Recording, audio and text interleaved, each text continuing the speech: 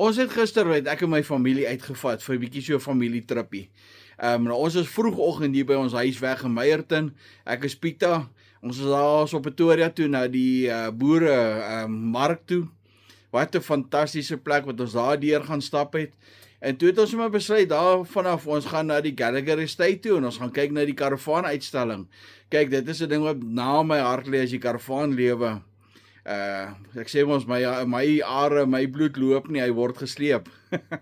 En daarvan af het ons besluit, ja, die kinders het gesê hulle wil bietjie by Mustang Sally's gaan eet en ons was soontoe en dit was so lekker geweest en daar was nie een oomblik 'n bekommernis wat ek gehad het oor geld nie. Vandat ek nou begin digitale bemarking doen het en dollars verdien in Suid-Afrika, het ek nie meer daai worry toe ek as vir 'n salaris gewerk het dat ek gaan dit nie kan bekostig nie. Ek kon my kinders los dat hulle bestel wat hulle wou. Dit het die dag het my was lekker. Ek het wel gekyk na die slippie toe ons stupid goed soos water gekoop het. Dit was net 'n bietjie crazy wat 'n mens by die plekke betaal vir sulke dinge. Maar dit was lekker om te kan weet ek kan dit bekostig.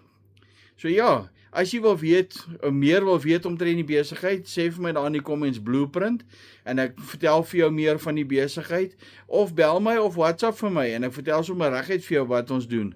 Baie dankie. Pieter is uit.